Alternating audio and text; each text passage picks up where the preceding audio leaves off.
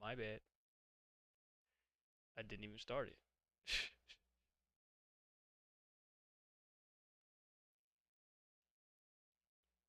Whoops. So I thought I did. Well, at least it's good that I have now, so it's not all that bad. Okay. So for things to talk about for today, I don't know why it won't let me see it, but oh well. Oh well, there's only so much I can do. Yeah, for today I want to talk. For right now, I want to talk about WrestleMania 40. Okay, so let's get this out the way. Let's get the big situation out the room. Let me go ahead and pull up the chat here that shows WrestleMania 40. There you go. Pull up the browser here that has WrestleMania 40. There you go. So right now to start, this was the card. We had Rhea Ripley versus Becky Lynch. We had Gunther versus Sami Zayn. We had Judgment Day versus DIY versus Awesome Truth versus the New Catch Republic versus the New Day versus A Town Down Under. And that was for the tag team championships. Now, the way how they was gonna do this was they was gonna split the titles, and the way how they did it is pretty interesting. So on the SmackDown side, they have it as one end, on the Raw side, they have it as another end, and the match wouldn't be over until both titles were brought down, whether it was by the same team or whether it was by a separate team. So that's how that went. We had Jey Uso, did the Usos taking on one another. We had Bianca Belair versus Jade Cargill and Naomi versus the Damage Control, which Asuka, Kairi Sane, Dakota Kai. We had Rey Mysterio and Andrade versus Santo Escobar, Dominic Mysterio, and lastly we had The Rock and Roman Reigns versus Cody Rhodes and Seth Rollins. So we had that was the night one card. That's where I was at. So of course I'm gonna give y'all my personal thoughts how I felt about it. First off, before I even get started with the match, I gotta tell you, just being there was pretty freaking crazy. It was pretty freaking electric. Having to be there and having to experience WrestleMania like that. Sadly, this and again I can't stress enough. The seats I was in, I wasn't exactly too thrilled with, but at the end of the day, the the atmosphere having to be a part of that for WrestleMania is something entirely different. And I hope one day if WrestleMania ever comes to your city, um, you get to experience what I experienced because having to be there at that event, it's nothing like it, bro. I'm telling you. So just having to go there, it was phenomenal. It was great, and I hope for one of you guys, whether you're at in the world, you get that time to, actually get to sit down and experience that because it was so goddamn good. So, yeah, we had Rhea Ripley versus Becky Lynch. Rhea Ripley won the match. It was a good match to start out. I will say it was dry at first. It did get dry at first. Like, there's no way disputing that. It definitely did get to that point at first where it was just okay. So of course it's gonna start a little slow, but when the action started to pick up, the crowd was invested. Honestly, I was invested as well. So it was pretty good. It was a pretty good match to start out. And apparently leading into this match, Becky Lynch had strep throat, which was rough. She had a strep throat. Uh,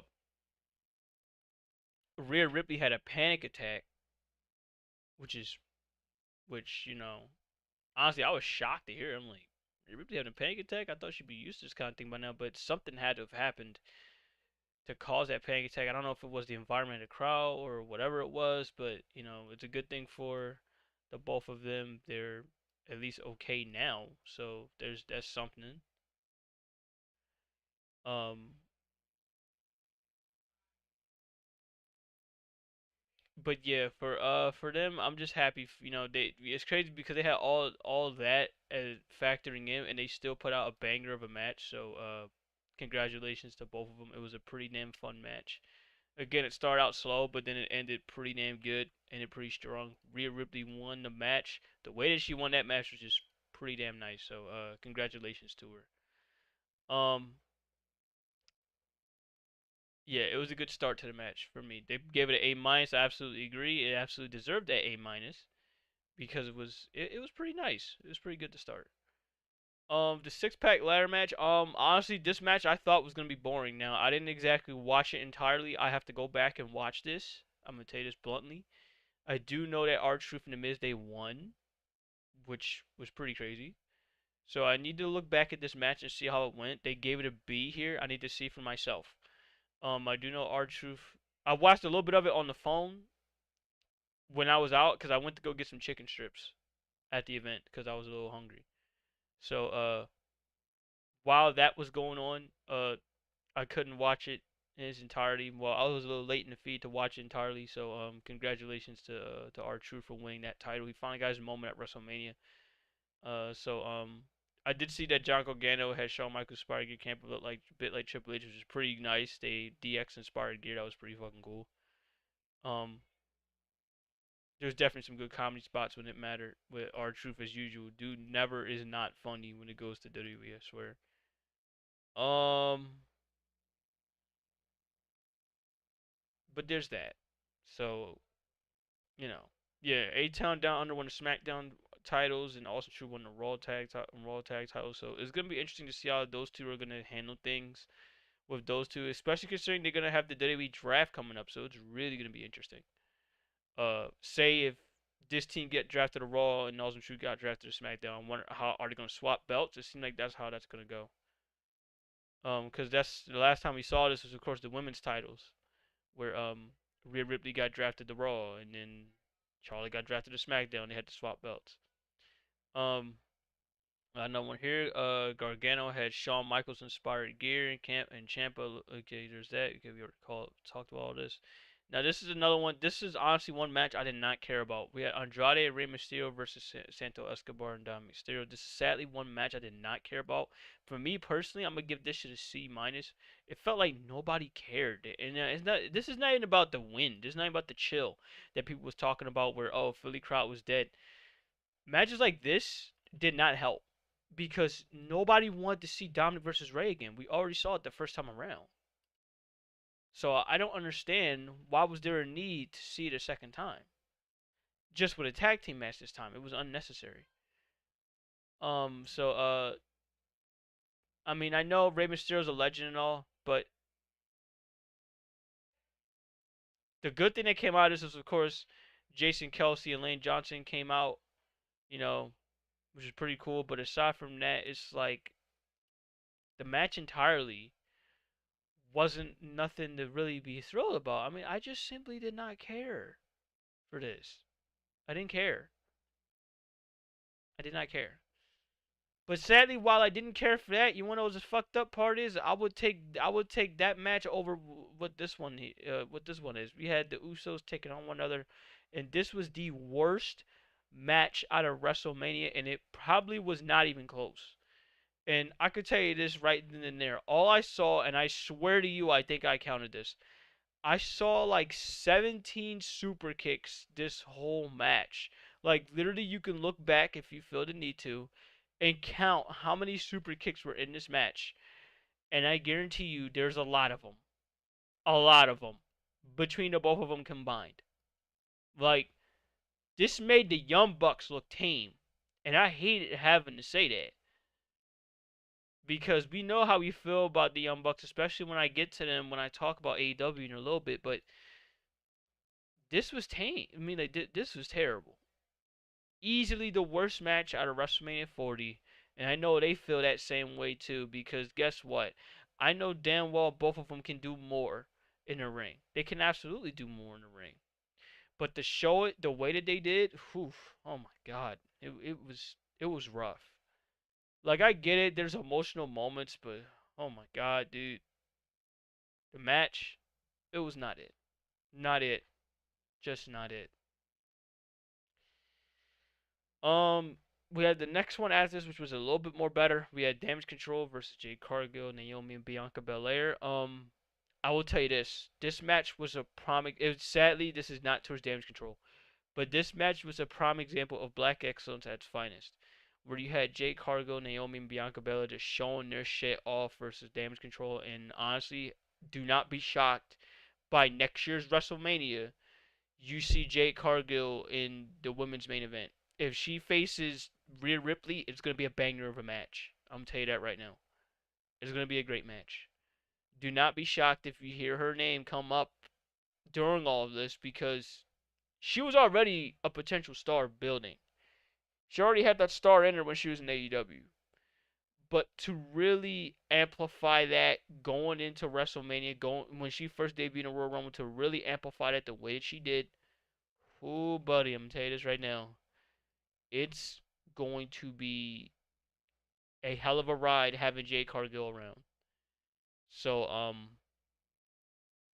yeah, don't be shocked if you end up hearing her name. Don't be shocked if you end up hearing her name in next year's WrestleMania because she deserves that much. She's really good. Bianca Belair, I don't know what she's gonna be doing heading into next year because I feel like right now she's still a top, top wrestler. Don't get me wrong, but I want to see what she's now gonna be doing with her not really chasing the title that much. Is she's gonna be heading back in the mid card? Is she still gonna be a high end, you know, wrestler? We'll find out what's going on with her. And Naomi, I have a feeling with Naomi now, she's just gonna be along for the ride, just chilling. But we'll see what'll happen with her too. Um, this was probably one of the best matches of the night, and that was Gunther versus Sami Zayn. This definitely told the story that it should tell, where you had Sami Zayn trying his best to not let people down, and you got Gunther trying to protect his reign. But I'm gonna tell you one thing that's definitely a story with all of this, and I'll tell it once we're done. But yeah, I will say this: Sami Zayn finally got his comeuppance. Now, personally, for me, at least heading into that match, I really thought Chad Gable, who took on Gunther previously, I thought that he should have been the guy to head in and beat Gunther for the title because he came close several times. Now, for Sami Zayn to head in to try to get this belt, it's gonna get in. I felt like, I mean, I understand because you don't want to be Chad Gable too much, but at the same time, it also felt like it really should have been him, considering what his story is leading up to Intercontinental Championship. Now, I understand Sammy's story leading up to it because, of course, remember he took on Roman Reigns at his home and he failed. I get that. I understand that. So for me, heading into the match, I wasn't too thrilled about being Sami Zayn, but seeing as the match went on, and this is what WWE did such a good job doing, Triple H did a very good job doing, is he made people really care about Sami Zayn. He made that story hit with him not wanting to fail. And even at the entrance, when Sami made his entrance, you saw Chad Gable there. Then after that, you saw um, Kevin Owens there, who I'll talk about in a bit. You had him there hugging Sami, telling him like, "This is your time. Go do it. Go make it happen."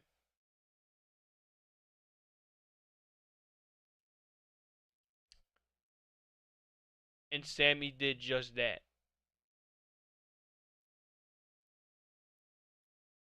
So, congratulations to Sami Zayn for winning that title, especially at WrestleMania. That got arguably the biggest pop of the night. The biggest that got the crowd at their feet at the loudest moment. Even got me at the loudest moment because I didn't think he was gonna fucking win. So the fact that he did it, he handled it the way that he handled it. Congratulations to him. I can't wait to see what he's gonna do now as Intercontinental Champion. So we will see when we get there. But my only another question is what's gonna happen with Gunther now, since he's not Intercontinental Champion anymore. What world title is he gonna target? Because if he ends up, it only makes sense if he ends up targeting Cody for the WWE title. Because guess what? Those two put up a banger at WrestleMania a couple years. I'm sorry, not WrestleMania. Royal Rumble a couple years back, where Gunther wanted to win so he could win both the Intercontinental title and the WWE title. He tried to do that, but Cody Rhodes stopped him. So I'm curious, since now Cody Rhodes is WWE champion, which we will get to. Um, is that going to be the title? Is he going to go after? Is he going to go after that? Is he going to go after the World Heavyweight title? We will see what's going on with him. So it's going to be interesting with Gunther's path. Um, of course, we're going to talk about the last one. We're going to be talking about The Rock and Roman Reigns versus Cody Rhodes and Seth Rollins. This match would set up what Night 2 would be if The Rock and Roman win. Then that means you got bloodline rules. That means anything goes. If Seth and Cody wins, that means it turns into a regular match and no one gets involved. So what happened during the match, of course, was The Rock and Roman, they won, and it was a very, very crazy way of how they won. You had The Rock just whipping Cody's back at the end that caused Roman to spear him. But the match was good all throughout, which is crazy to say because y'all know back then I shat on The Rock when it goes to his stamina and how far he would go in the ring. He didn't look out of place in this environment. I thought by a tag match you would have Roman sit up there and carry most of the work. It wasn't even really a tag match by that point. It was really just an outside the ring tornado. Well, I guess you could say tornado. But yeah, it was the most of the way. It was very good. You know what I'm saying? It was very good. It was very solid. I completely enjoyed it. Um, it was very solid. So, good match all around. Really, they told their story outside the ring, inside the ring, especially outside the ring with Cody and Roman having a fight at the ramp. I was wondering like, what the hell y'all doing at the ramp, but then now I understand why y'all were at the ramp. So that's pretty crazy, pretty interesting. You had The Rock just killing Seth, understandably so, until the end of the match. And of course, it determined what happened at the end of the match. Of course, we got bloodline rules, so there you go. Very good, very good.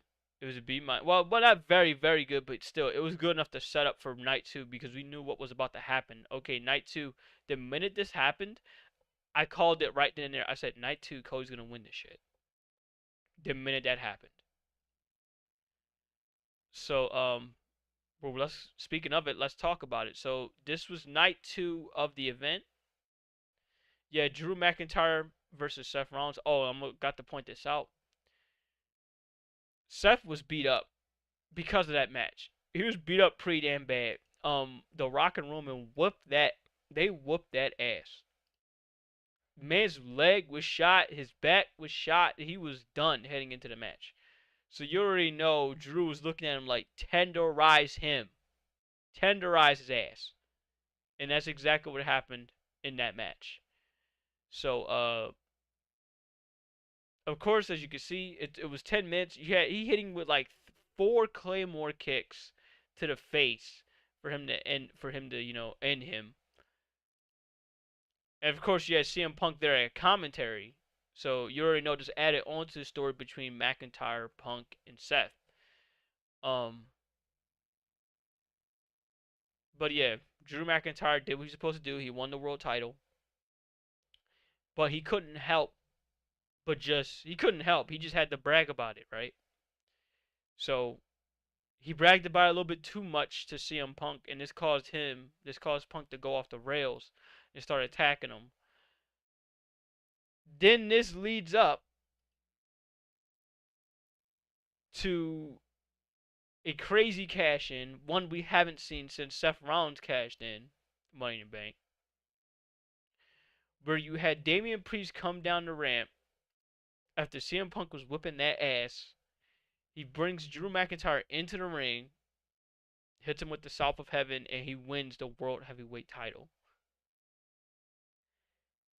That's one of the best cash-ins since Seth, in my personal opinion. One of the best since Seth did it.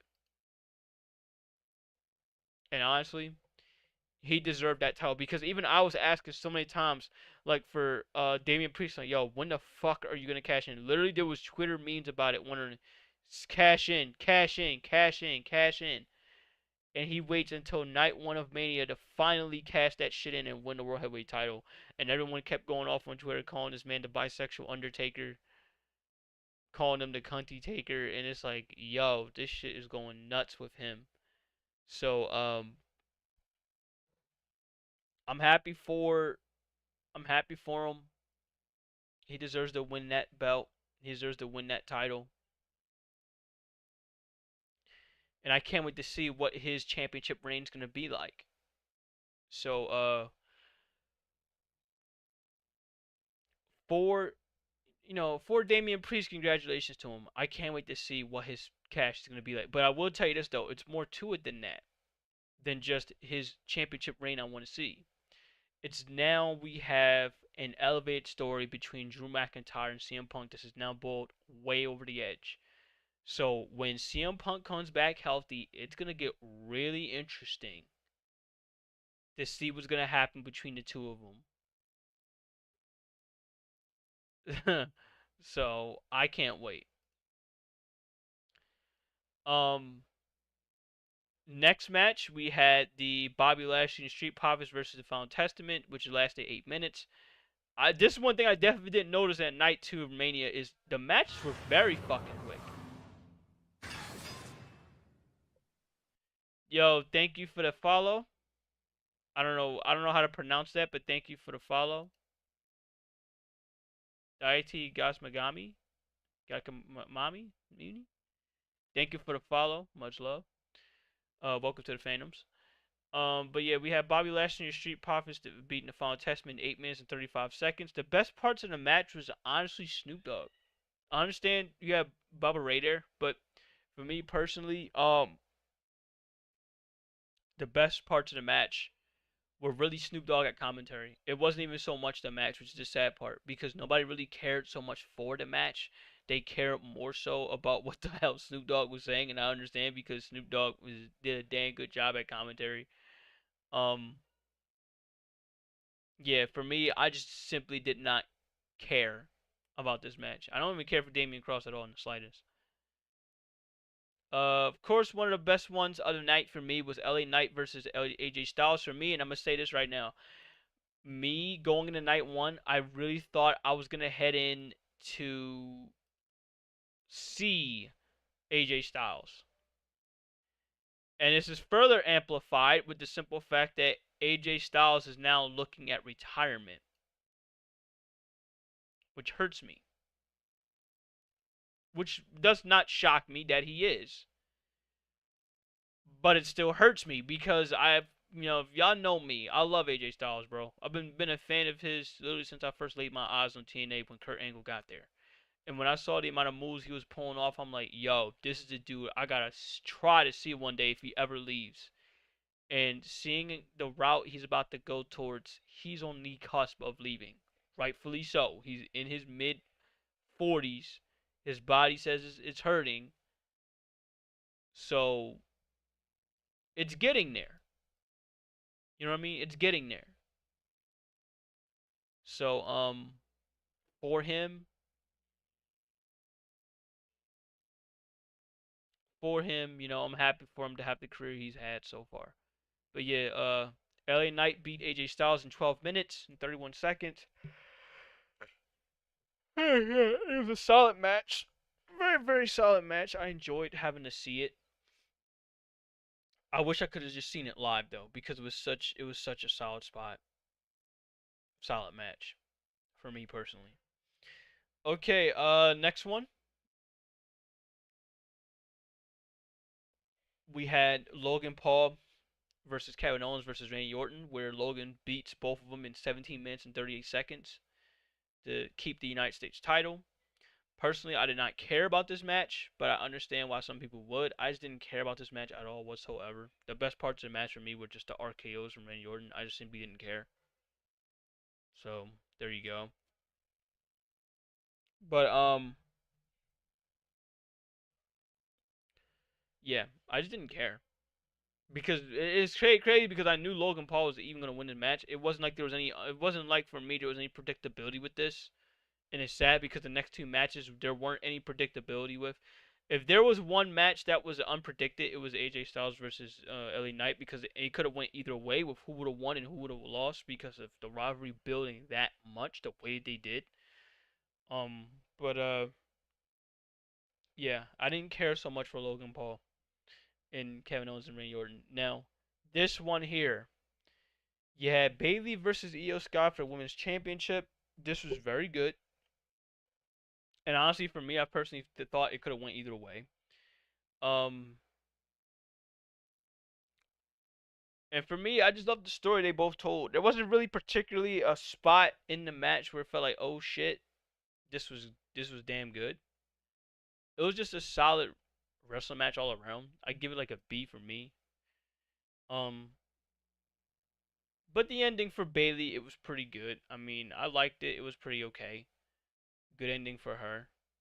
Congratulations to her. For winning the women's title. Now, the next thing I want to talk about is, of course, the main event. We had Cody Rhodes versus Roman Reigns. Bloodline rules.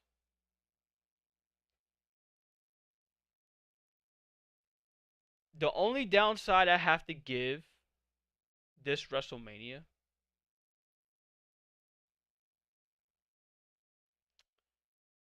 is a couple of the matches were a bit to me, but it wasn't bad.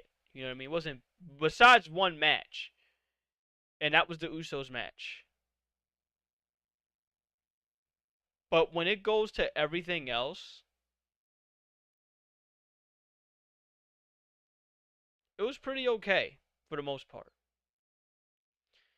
This match here, though, for 33 minutes and 23 seconds, this was probably one of, if not the best WrestleMania moments in the past 10 years for real. And I would say this rivals up to when Daniel Bryan won the WWE title against Randy Orton and Batista, if not better than that. Because this took 2 years worth of Cody Rhodes finally doing what needed to be done, and that was finishing his story, and he did just that.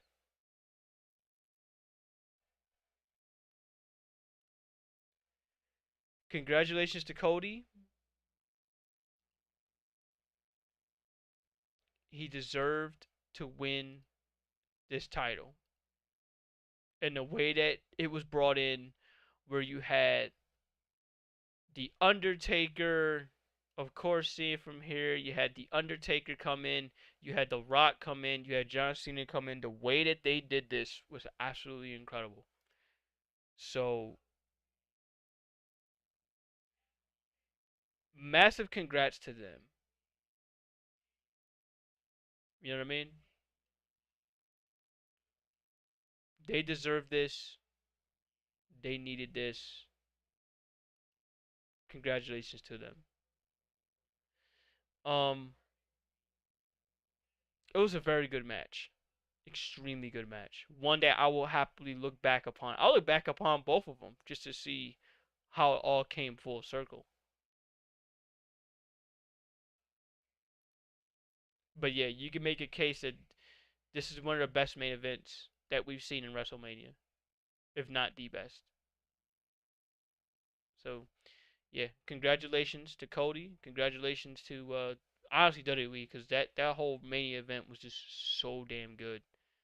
Um, I can't stress it enough. It was just a really really good main event. Okay. With that being said, what are my thoughts? What are my 2 night thoughts on WrestleMania? I gotta tell you. Um, Personally, like I said before, I give it a 7.5 out of 10, and I say that only because no, I give it an 8 out of 10. And the only reason why I give it a 8 out of 10,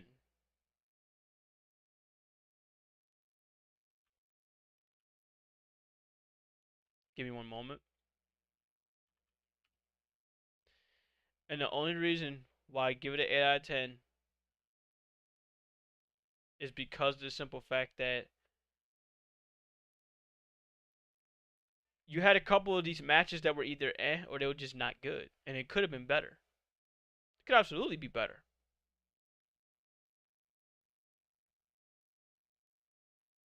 So take that for what it's worth. It could have absolutely been better. But aside from that, 8 out of 10 is not bad for the environment, especially when I was there. It was great. It was great. It was absolutely great. But we're not exactly done talking about wrestling yet. Okay? There's one more thing I have to talk about with wrestling, and that is, and I'm gonna have this up here anyway. Yeah, that's what we're about to talk about, Lear. I'm happy you're here. We need to have this discussion, and it's crazy because this happens the nights after WrestleMania, the nights after Raw. We got CM Punk and AEW. So if y'all don't remember, CM Punk had an interview a couple days leading up to WrestleMania, right? He had an interview.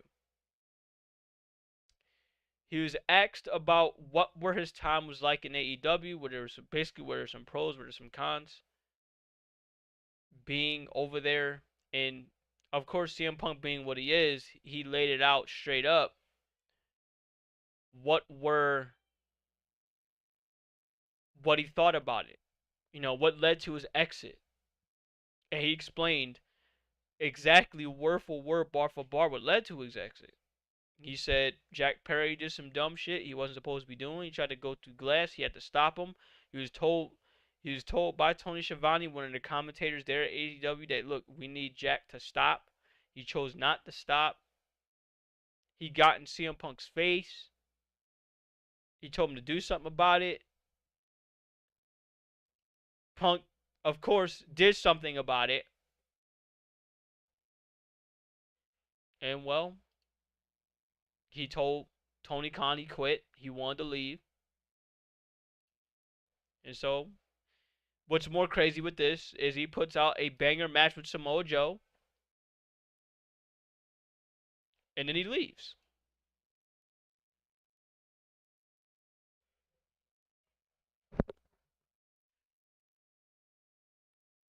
AEW decides it was makes it more crazy because before we even talk about what AEW just did, what makes it more crazy is when you look back at that match, look at CM Punk's entrance.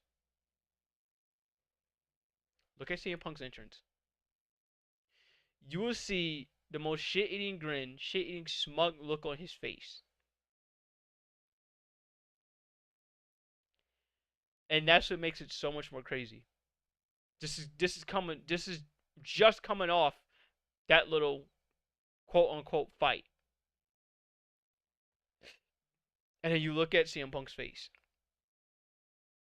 That was a sign of somebody that was fucking done. Despite the smile. He knew he was done. So it's crazy how you say it's crazy, Lear, because guess what? That dangerous spot that Jack Perry wanted to do, that dangerous spot is nothing. That dangerous spot is actually more harmful than CM Punk wanting to choke him out. That's what's so crazy to think about. Yeah, and Darby Allin diving through glass was much more dangerous than CM Punk choking Jack Perry out. That's what's so fucking crazy. Well after the fact. But was just as much crazy to me is AEW decided to take it upon themselves. Tony Khan decided to take it upon themselves to release the footage of All In because he could not help but be a little baby and be a little bitch about it instead of taking it on the chin and become a better wrestling organization. And he decided to release footage from Windley, which I'm going to get to in a little bit. He decided to release that footage and show it, and what makes it worse for him is not only did it not go the way that he thought it would, but now they're starting to take this shit down off of Twitter.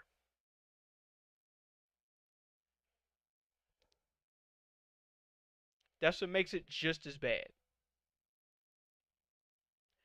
And I don't think what's talked about enough is the reason why it's getting taken off of Twitter is because Wembley Stadium has a little agreement in place where you have to consent with one other person to release said footage. Doesn't matter whether he's in the UK or not.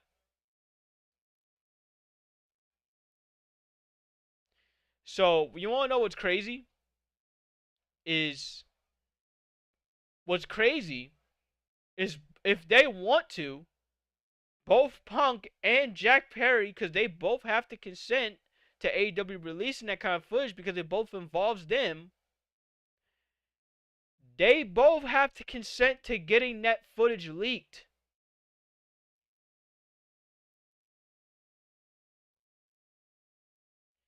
If they want to, they can sue Tony Khan. And they will win the case. Right then and there. I'll talk about that bit. I'll talk about that in a little bit later. But yeah, I'm gonna try to stay on topic with this. You said, and the people saying behind saying Punk was wrong for calling Perry out in a dangerous spot. Must have seen how Perry reacted to getting slammed on glass. The sad part is though, Lear, is sometimes you can't reason with people. They gotta learn the hard way. You can't reason with people. I wish there was a better way, but you can't reason with people. What makes this so crazy is people are trying their damnness to spin it as CM Punk sat up there and straight up punched the dude. Now people want to say, "Oh, CM Punk was wrong for this. He was wrong for this." You know what? Fine. Let's say he was wrong for this. Okay. Jack Perry is just as much wrong because he wanted to sit up there and disobey orders from like 5, 6 other people to the point where you got CM Punk to come up there and tell you no as well. What makes this just as much wrong is you have your boss, Tony Khan, sitting right there on the right side, letting all of this happen.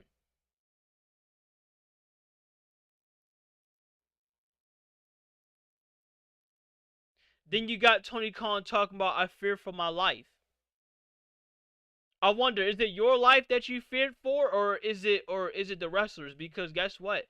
The wrestlers putting themselves through far more dangerous shit than what he ever has to go through.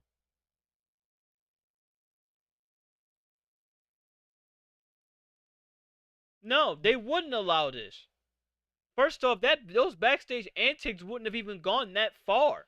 And if they do go that far, it gets settled in that locker room to the point where we don't hear about it. Let's be honest.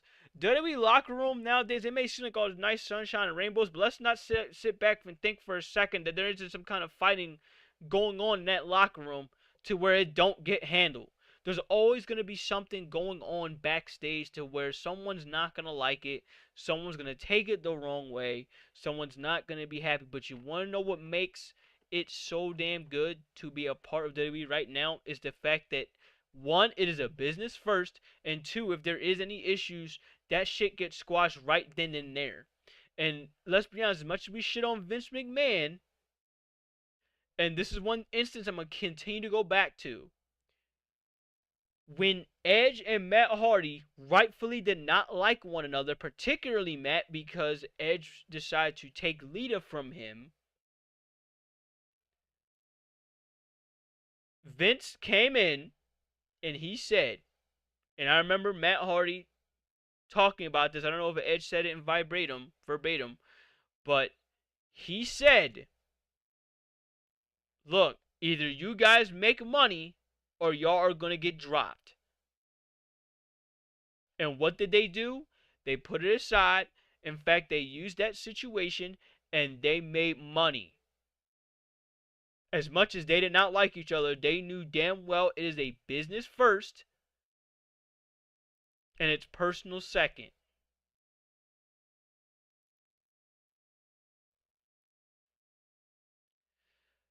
The main big issue with this that we've seen with AEW throughout multiple times, and it's crazy because it all involves CM Punk, and it's not even a shot against Punk for real, is these wrestlers They go to business for themselves, and it comes back to bite them in the ass so damn bad. The Young Bucks try to go into business for themselves. What happened? They're now looked at as the biggest douchebags on planet Earth when it goes to wrestling. Right next to Jack Perry. Hangman Adam Page somehow is the one wrestler that got away scot-free with getting away with trying to go to business for themselves. And really, at the end of the day, he started this bullshit with CM Punk by cutting that promo the way that he did out on live television.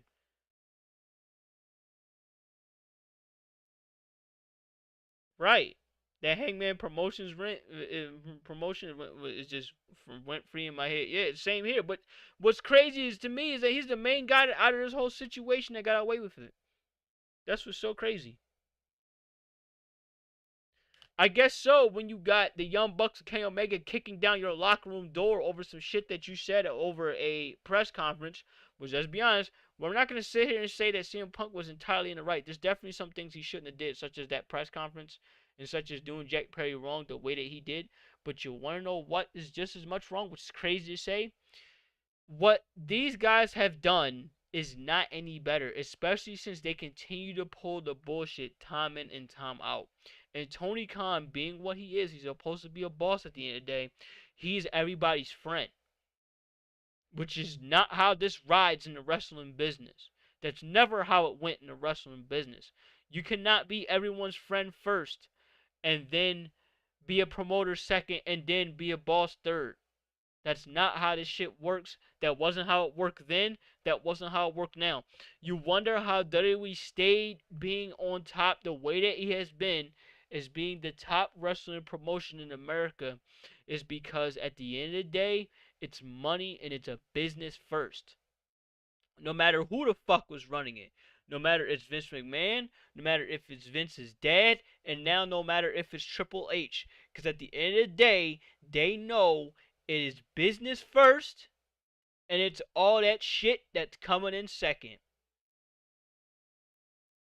At the end of the day. And what also does not help is the constant pot shots that AEW wants to lay on WWE. Look, at the end of the day, WWE is probably still going to be here within 10 years from now.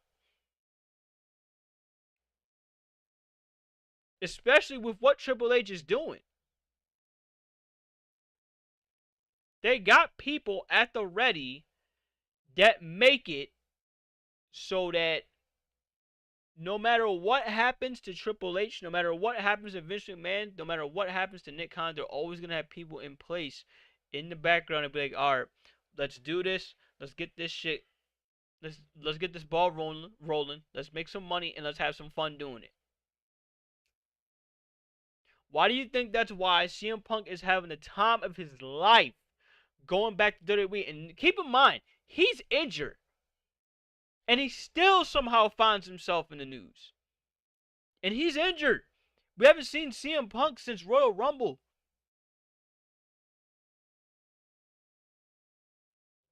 I don't think that's talked about enough. This man's been out of action since Royal Rumble. And he still finds a way to make himself relevant. I have never seen this shit happen before. This is like saying, right? I'm going to put this in equivalent. This is basically like saying, this is like Tom Brady fucking up his throwing arm. And he still somehow finds himself in MVP discussion after like 3 months of inactivity.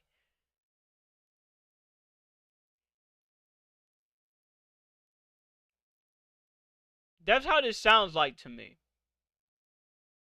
And I know it doesn't make fucking sense, especially in NFL terms that don't make sense at all, because you're supposed to not be, once you get injured, you're not supposed to be involved in any kind of awards whatsoever, for real, right after that. Unless it's late in the season. But it is so crazy to me how I've seen a wrestler be out for as long as he has been out and still make the airways the way that he has. That right there, ladies and gentlemen, that is fucking legendary status if I ever seen it. So give your applause for CM Punk for that one. Still somehow making himself relevant despite not wrestling. Trolling the shit out of you right now. It's more than just Drew. It's more than just Drew. It's the simple fact that AEW cannot fucking help themselves but take pot shots at CM Punk every fucking chance they get, along with WWE. And then they wonder why they're not getting the fans that they want to get when they go in and do dynamites every fucking night, where you see half the crowd is there. This damn near indie show. Ring of Honor makes just as much fans as that. TNA makes just as much fans as the amount of fans they've been making. And that's what nobody talks about. It's like, yo, this is not good. When you are supposed to be promoting AEW as an alternative, and I'm seeing like you barely got half the crowds there. You know it's half the crowds when anytime Edge makes his entrance, and this is as blatant as it can get. No, real shit. Look back whenever Edge does his entrance. If you don't see him run to the other side of the entrance, that means that crowd is fucking empty. That side of the crowd is empty. It couldn't be any more relevant than that. More blatant than that.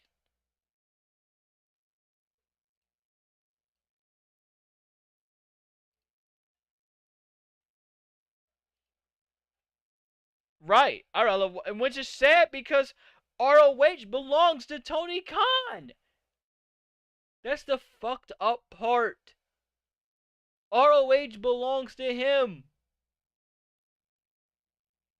And they get just as much crowd as AEW does. And you know what? I'm happy you brought this up, bro. You have Mercedes Moné, formerly known as Sasha Banks, there. You have Kazuchika Okada there. You have Will Ospreay there. Three talents they signed from New Japan Pro Wrestling.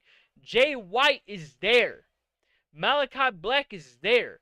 Let's not think for a second. AEW has the talent. Their talent is there.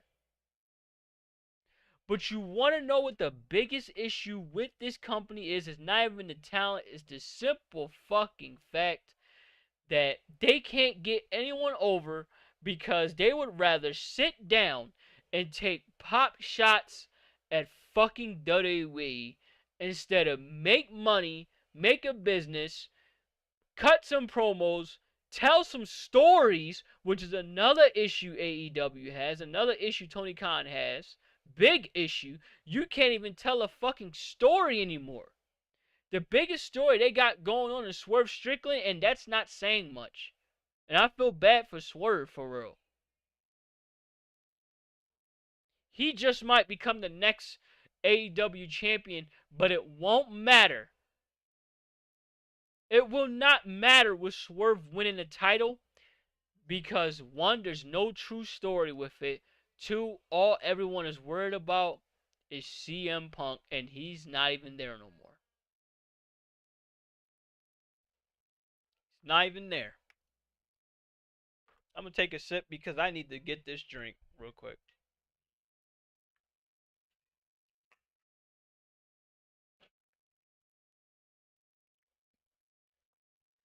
CM Punk's not even there no more.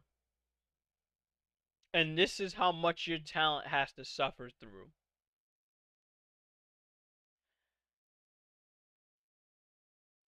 I don't know what to say. All I can say is this: Tony Khan needs to get a booker. Hell, it's so bad when Bully Ray sat up there and said on his podcast, he said straight up, do y'all need a booker? Do you need somebody that can come in and handle wrestling for you? Because if so, my job is open. Like, I'm open to doing this for you. And I'm getting tired of these AEW marks sitting up there and endorsing this shit when this shit is not okay. And it's crazy how Bully Ray said this. He said, "Look, if they don't reach 800K for viewers or whatever the fuck is, if they don't reach 800K, then there's a problem." They barely, and I mean barely, reached 800K. They reached 819K. Barely. Just for that whole CM Punk segment. The problem is, Lear, he'll never will. He never will. He had 3 years to do it. He will never handle it. He won't handle it.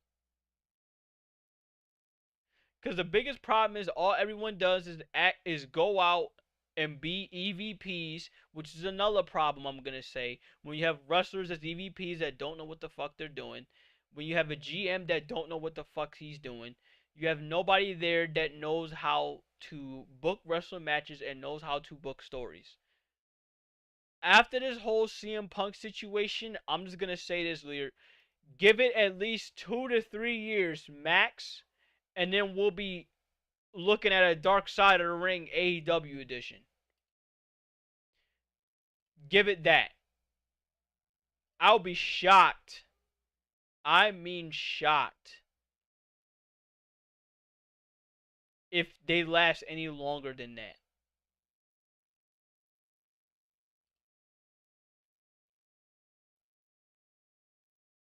I'll be shocked.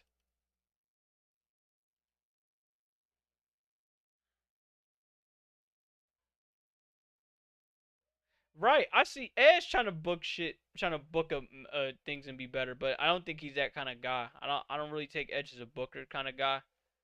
But still, they got experienced talent back there. They got guys they could call up and say, "Look, I need you to start booking shows." And Tony Khan just wants to go ahead and put. You know what? You know what Tony Khan is? I'm gonna tell you this right now. This is the best way to put it. I'm sure you've heard it before. Tony Khan's basically the guy where you go on WWE Universe or WWE 2K and you just make matches. And then when you're done with that set talent, you drop that set talent and then you put in another talent just to do more matches. He's a matchmaker.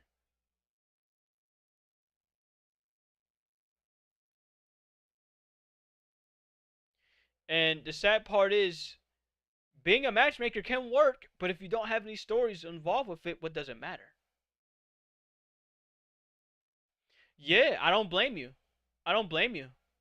I don't blame you.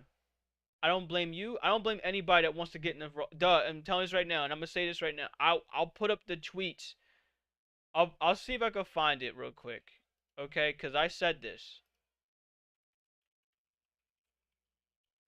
I said if you was I said if you wanted to get in to wrestling, if you wanted to get into wrestling or get back into wrestling, I said it like this. I would give 3 storylines and 3 matches of this era where I would say this is where you should start coming back into wrestling. I literally said the Bloodline story is number one. Because if it's not the Bloodline story, I don't think anybody's gonna get back into wrestling. You have a full hour worth of content from that story, from when it was the COVID era up to this point. I would argue and say that much, to where,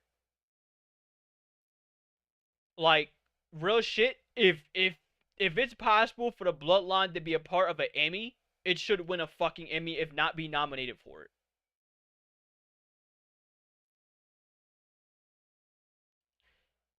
This is a story that tied so many stories together. Okay? You don't get Cody's story without the bloodline. You don't get Jey Uso rising to the popularity he has without the bloodline story. You don't have Sami Zayn getting the love that he gets without the bloodline story. You don't have these legends coming in and making Roman Reigns as important as he is without the bloodline story. Now, does it come with some drawbacks? Of course, because there's some drawbacks such as, okay, what's happening with Solo Sikoa? What's happening with Jimmy Uso? What's happening with Kevin Owens? What's happening with him? He's still a talent that's there because he's like one of the first matches that he had with Roman Reigns, and there's not much going on with him.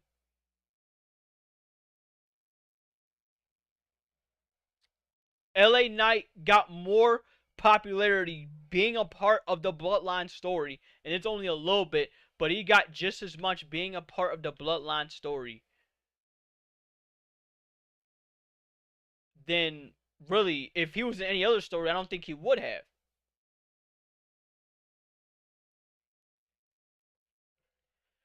This whole story, top to bottom, is Emmy worthy. And honestly, it's better than Austin versus McMahon. This is my opinion. It's better than Austin versus McMahon. Now, number two would be Rhea Ripley becoming the star she is now. Because, look, I don't think I've seen a female wrestler get this much love, since Trish Stratus? Probably before that. Or probably after her. Rhea Ripley deserves all the love that's coming her way. And it doesn't matter at this point whether she's a heel or whether she's a face. Because no matter how you slice it, she's going to get love. And I will say this is one time where Edge deserves a lot of his credit. Because if he did not create that Judgment Day faction, and if it weren't for the Ray and Dom story, like I said, I put it right here in the tweet, Rhea Ripley, where is she going? Like, she was talked up, she was being in limbo, like real shit. You could look at Rhea Ripley. By the time she got the Raw or SmackDown, nobody was really talking about Rhea Ripley like that. That whole Judgment Day faction has done a damn good job of putting one another over, just as much as the Bloodline is, if not a little bit less than that, but still it's good enough. They have done damn good work, and I hope they continue doing damn good work with one another. Now, like you said, Roman may have been part time because of his medication, but when Roman was full time throughout a good bit of the Bloodline faction, which is so crazy. But yeah, like you said, when he was part time, whoo buddy, he made it work. Made it work.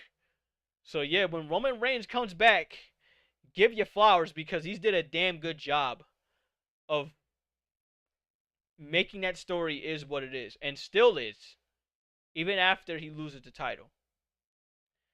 And now I gotta mention this. You have to mention CM Punk's story. WWE to AEW and back to WWE again. You gotta mention this shit.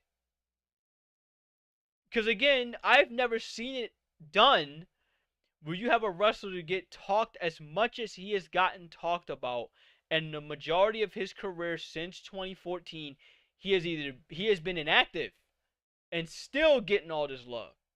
There's times where he hasn't said anything at all, and he has gotten as much love as he's going to continue to get. I've never seen someone get as much attention the way that CM Punk has gotten. And it is absolutely insane. The mere mention of his name means star power. The mere mention of his name.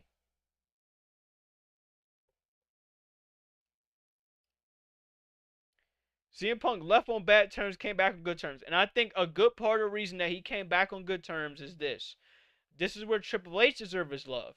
Because before he even signed with them, he had like a whole hour or two conversation with Triple H. So what Triple H has done is incredible because he has taken what Vince has done and made it better. At least in terms of this era, he's made it better, which is brilliant. Because there's a lot of things that Vince has done where a lot of us say, you know what, they could do better, they can do more, and so far Triple H has shown that they can do more. Even NXT is damn good right now, really good. Cody left because WWE told him to find himself, play the heel in TNA, play the babyface in AEW, came back and the party came back. Yeah, and it's crazy because again, this is AEW's fault. Cody is partly responsible for AEW, and y'all let him walk? Okay. How do you let one of your EVPs go right to WWE, and now he's main eventing your rival company, and he sat up there and fucking is on top of the world right now? This shouldn't happen, but you let it happen.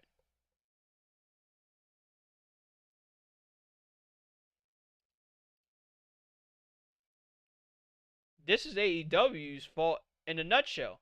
CM Punk and Cody Rhodes being in WWE should not have happened. But they let it happen. Yeah, I'm not surprised neither. Because you know what? Triple H said this when it went to CM Punk when he left. He said, never say never. Don't be shocked if Sasha is back there within 3 years. In fact, you can go ahead and clip it. Do not be shocked if Sasha Banks is back in WWE within 3 years. Probably less.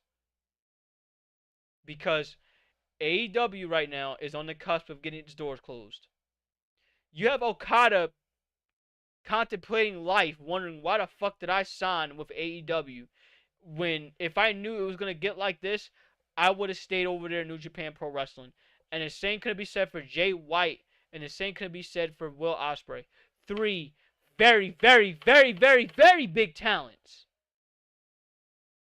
that New Japan has groomed and put together being wasted over there in AEW.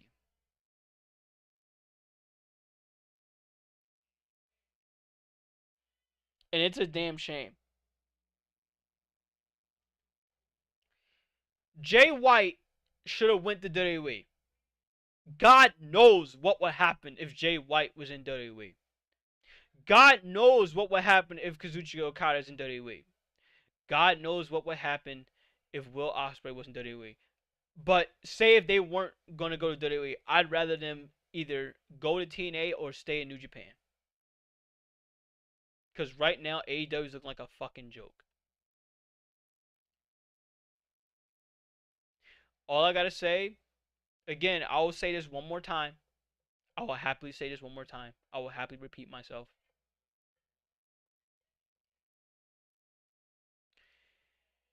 AEW has about a year or two to get its shit together because I tell you what, if they continuing to do all these pot shots at WWE and not focusing on their own product, they're gonna lose talent, and WWE is probably gonna have the widest pool of wrestlers they're ever gonna see in the next 5 years, to a point where they don't even know if they could sign them all, or let alone have them there. You're gonna have Okada, Jay White, Darby Allin, uh, uh, I'm trying. There's so much fucking talent. The Guns. I'm sorry. Yeah, the Guns, the Gun Club. Them. You're gonna have so much talent on the women's pool. Hell, Thunder Rosa. I would love to see Thunder Rosa in WWE. I would love to see it. Hell, Britt Baker, Adam Cole could come back to WWE. And let's be honest, his best work, as far as I'm concerned, was in WWE when he was with the Undisputed Era.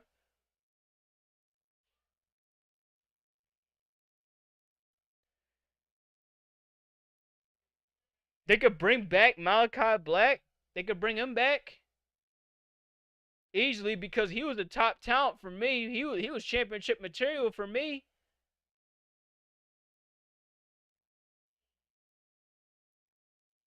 So like, it goes to show you the amount of talent AEW has. If they just put it together for like 10 fucking months, not even 10 months, 5 months, they could just put the fuck together and shut the fuck up and handle your own business. You will become that alternative that you so desperately want to seek out to be.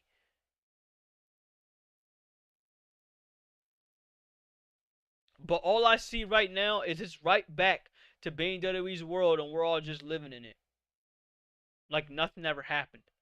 Especially since they just came off of one of their greatest WrestleManias. They don't give a fuck what AEW has to say. Because at the end of the day, the money that they're making and the talent that they have on their product speaks so much more than anything that AEW has to say. They don't need to say anything. They have the history to back it up. They have the current roster to back it up. They have whatever they have going for them right now. It's touch and go until it ends up touching shit. And the only time it really touches shit is when the booking falls off or when he starts having these cuts, which is a shame.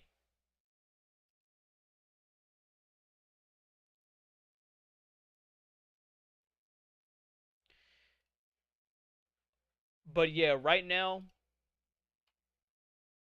AEW got 2 years. That's all I can say. They have 2 years.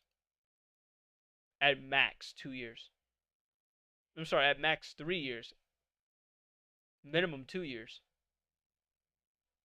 Because guess what? That CM Punk situation they just aired out, it helps nobody. It helps literally nobody. If anything, if there's one person that helped, it helped two people. It helped Drew McIntyre and it helped CM Punk. Two talents that are not on your roster. It helps CM Punk's case because guess what? He's already popular enough. You just raised his popularity and you just put asses in WWE seats. Drew McIntyre for the only downfall for Drew McIntyre is what the fuck can I say to CM Punk to make it worth more? Make it worth more with this rivalry with him.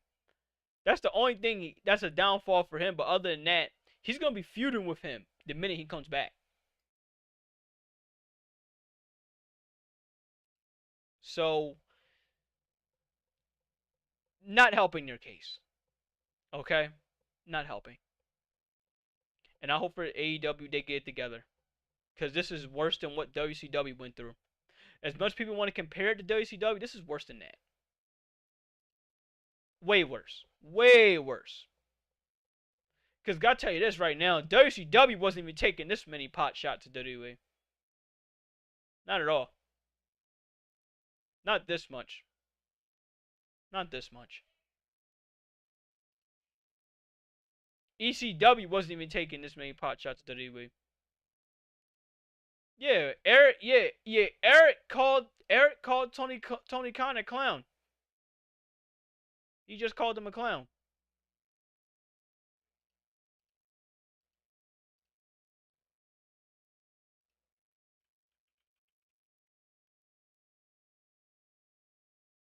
So take that for what it's worth.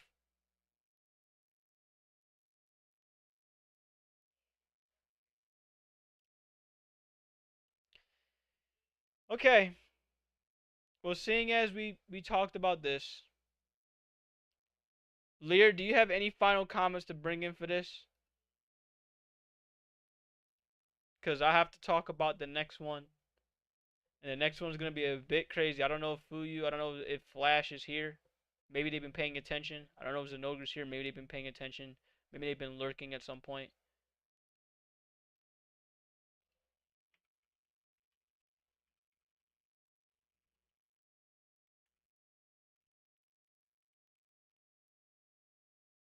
Um, AEW needs a better GM. Man, look, AEW needs everything better. Literally, it's all internal with them. Yeah, I mean that's all. That's as civil as I can make it, which is the sad part. No, no problem. Like it's as civil as I can make it because look, even for me, I had no choice but to talk about this. You know how serious this shit was for me when it's like, you know what, this whole CM Punk AEW thing, I gotta talk about this shit now because I wasn't gonna wait till next week to do it. So it's like, all right, let's get this shit out the way now. I figure why not? Let's talk about it and get it out the way. But if that's all, then I will need to talk about the next one. We have the Wii U and we have the 3DS. I can pull this up now and see. So you even got look, you even got Busted Open, which is Billy Ray's podcast, which has to talk about this, which is crazy.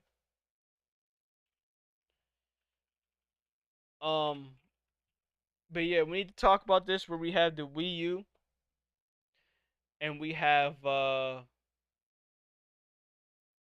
Wii U and the 3DS are officially dead. So if you still have your Wii U on you, you can probably pull this off. If you still have your 3DS on you, and you didn't hack into or anything like that, you probably can pull this off. But right now officially the servers for Wii U and the 3DS are gone because Nintendo made it clear that they were going to shut everything down, and you're not going to get it back. Now, luckily, there is a program that is here so that whenever it shut down, which it now has, it was going to take its place, and it was going to be ran by fans. It was going to be ran by people that want to see preservation with this console, which is great to see because we need preservation with the 3DS, and we need it with the Wii U as much as we possibly can, because even though it's not a thing anymore, we still need it to be here because look, that's history for us, okay? You don't scrap history. You don't get rid of history the way that these companies do. But that's why it's up to the fans to make it so that we can do this.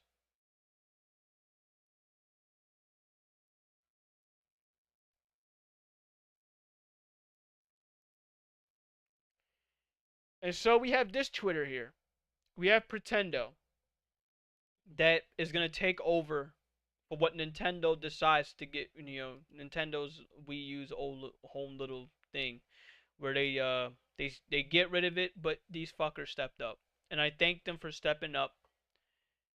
They say a false replacement for Nintendo servers in 3DS and the Wii U. There's vids that you saw me put up where it has here, you say getting Wii U back online, there's no hacks required. The Wii U and 3DS going offline the rest of you think, but they said this. They said big Pretendo update. So Pretendo, thank you for existing, and I hope they continue to do what they do. Um, I will say, if anything, if they want to make money, they should not make money off this, but instead they should have like a donation thing. That's enough, because that's completely away from this. That's completely away from this. So I'll say if they ever want to worry about money, please don't do what the Switch devs tried to do, where they tried to make money off of builds and whatnot, and that ain't it. I would say if anything, just have a donation tab and just have that shit up there, so if people ever want to send their love, they can do that from there. Um, but I'd rather them do that. But all in all, I thank them for keeping the Wii U and 3DS alive, since it's officially done now. Where fuck it, we can't get on there no more unless we use Pretendo to do it, which is great. So if you still have your Wii U, if you still have your 3DS, you have that going for you. But it's a shame that companies are still willing to sit up there and completely go away from what they made back then for, I guess, if it has to be money. I don't know if it's money. I don't know what it's for. But I was never okay with getting rid of online services from old consoles.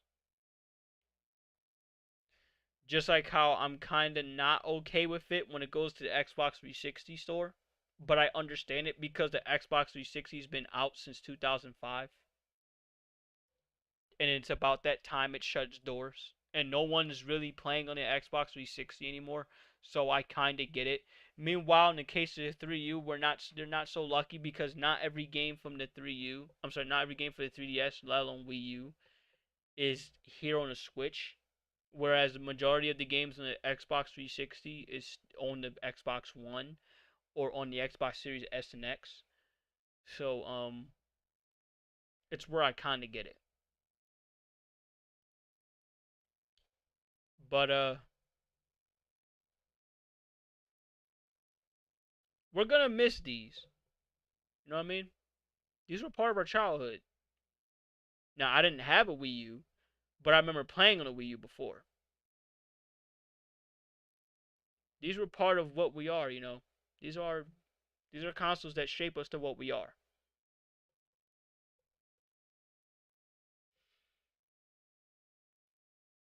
I will say this though, it's a good thing pretend to exist. I will see if I can get online and play some Monster Hunters through here, because I can't fucking wait to play through you from here or Monster Hunter 4 Ultimate still. So it's good to know that this is still here, at least in some way. It's kind of still here. It's not perfect, but hey, it's still around. Um, the last thing I want to do is I want to do a mock draft. I wanted to do a mock draft with my man Doug Bose, but we're gonna do one. We're gonna try to do one at least the first 3 rounds at some point because of course it's NFL draft season coming up. In about 2 weeks or so we're gonna have ourselves the NFL draft. So I think by next week we're probably gonna do our draft. So I'm just gonna do the first round, and that's it. I'm probably gonna end it from there because I've been talking for like a minute 30 and my mouth hurts. I know I'm gonna hydrate, but my mouth hurts and my head hurts.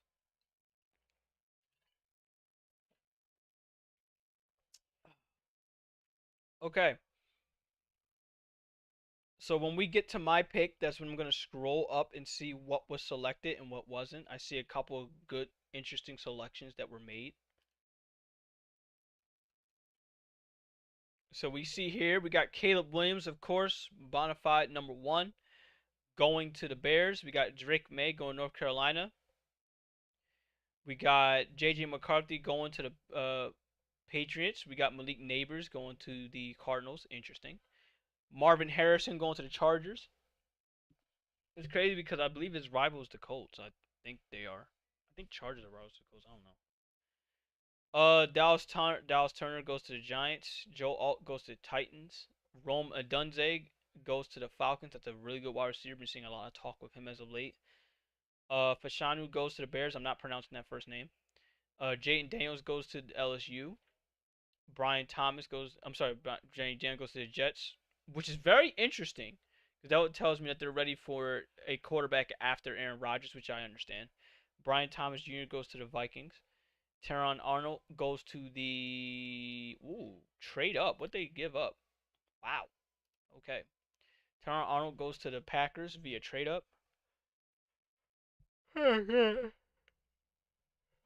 goes to the Raiders. Brock Bowers goes to the Saints, which I guess makes sense. I mean, Saints do need some talent. Quinyon Mitchell goes to the Colts. Jared Verse goes to the Seahawks. Troy Fatanu goes to the Jags. Latu goes to the Bengals. I've been seeing a lot of talk with him, particularly when it goes to his medicals.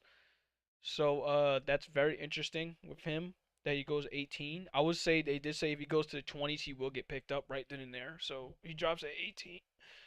At 18, which is solid for him. Amarius Mims goes to the Rams. J.C. Latam goes to the Steelers. Byron Murphy Jr. goes to the Cardinals. Now we go to the Eagles pick, which is of course my team. They need a cornerback, a linebacker, a safety, a wide receiver, and an edge. The best talent we see on the board here is Johnny Newton, Chop Robinson, Nate Wiggins, Cooper Deshaun. It's crazy because these three talents right here are all what the Eagles are looking for: a edge, a safety, and a cornerback. They literally have the pick of these three right here, and they can go however they go about it. So I'm looking at Chop Robinson here. His nickname Chop with unhinged, making maniacal energy. Extremely dense, compact rusher with eye-catching point of contact. Elite hyper-explosive threat with volcanic first step that can immediately stress angles. Has the ankle flexion to reduce his surface area while multitasking around the corner. Maximizes his power. We got him. We got Nate Wiggins. 6'1", 173. He's a tall, lean corner. The Eagles desperately do need a cornerback, so don't be shocked if they do go after him before they'll go after anything else. Um, I'll say this. I think if anything, it wouldn't shock me if Eagles target Cooper Deshaun as their main guy because they desperately need to address the secondary and look no further than him because he's not only a safety, he can play corner. 6 foot 203. This is cornerback weight too. Best believe this is just as much cornerback weight. So he can play the corner position and be just as physical um as anyone else. So very, very, very, very, very, very, very, very, very interesting. So he's an extremely versatile defender who could play field, support, slot, safety, or boundary corner. More than enough for what the Eagles were looking for. They love versatile guys at that position. So I think for them, they're probably gonna pass on Chop Robinson because they already got talent over there at the edge position. They don't need to go after him. If anything, they need to go after one of these two. And I think Cooper, I keep calling him DeJean. Cooper DeJean will be the guy that they will target, and it only makes sense that they target him. Now you notice one other thing: Jackson Powers Johnson just slipped to the second round. That's the best center in this draft, and he just slipped to the second round. So don't be shocked if that does happen. I will be shocked. Because if you really want a good offensive line, it starts with the center first. That's why Jason Kelsey is so damn good, and we're gonna miss him so much because of Jason Kelsey. If you don't have a good center, you won't have a damn good offensive line. So, uh, take that for what it's worth. Um, that's the mock draft. I'll probably do again. I will do another one with Doug Bose whenever he's available. I guess either tomorrow or next week. I have a feeling tomorrow he'll be open. Next week we'll do another or some shit like that. I don't know. It all depends on him. Whenever he's ready, that's when I'll boot up the stream and be like, all right, we're gonna do a I guess 3 round mock draft, and we'll just do that. We'll call that for episode 60. But yeah, for anyone that missed, we did talk about Wrestlemania. We gave our thoughts on Wrestlemania. It was pretty solid. I gave it an 8 out of 10. Again, the downfalls were a couple of the matches, like the Rey Mysterio match and the Street Profits match. It was kind of meh to me, and it kind of hurt the rating. Um, I did talk about. I did talk about Pretendo. Um, I don't know how Pretendo is set up now, but I will say this: the fact that Pretendo exists helps preservation when it goes to the Wii U and the 3DS. Now I don't know how that's gonna work with the 3DS because of the whole Citra thing, but we have a good idea of how it can go for the Wii U emulators and how that'll work. And I can't wait to see how this will go. I need to see in action how the Pretendo works. How do you get it to work? Is it working smoothly? Can you get stuff? That's what I want to see. Um, but aside from that, I'm happy Pretendo is around. All in all, that's all I really have to talk about for today. My schedule for next week is actually going to change, and I can tell you how it's going to change. We're going to take this off. Actually, no. Seeing as I have my Switch back, I think it's time we play some Monster Hunter again. At least for, until we get bored, until we get tired of it, I am going to definitely play some Monster Hunter again. Now, I'm probably just gonna have the original Monster Hunter logo only because of the fact that we could be switching from various Monster Hunters, from whether it's Gen U, whether it's For You, whether it's Rise, whether it's World. I'm just gonna have Monster Hunter logo up there until we get tired of it. So the rest of this is pretty much gonna stay. This Saints Row one is definitely gonna stay because I do want to keep playing Saints Row 2 up and having a lot of fun with that. I'm probably gonna put this up at an earlier time. I'm gonna have this up at say 4 p.m. No, not 4 p.m. I was right to have it at 7 p.m. because I'm probably gonna play Saints Row for a little bit and then go over to Yakuza. So it all depends. I know tomorrow I'm not gonna miss this. We're all gonna do NCAA football 2006, and then after that we restart all over again. And that's everything throughout the rest of the week. Alright, guys. Till then, I'm done for tonight. Thank you, everyone that came by. Thank you, Leader, for coming by, chatting with me with AEW. Till then, I'm done. Every second and every minute, every hour y'all spend with me is every second and every minute and every hour. I'm blessed and thankful for you guys. Have yourself a good rest of the day, night, evening, wherever you're at in the world. And I will see you See you tomorrow. So peace. Bye.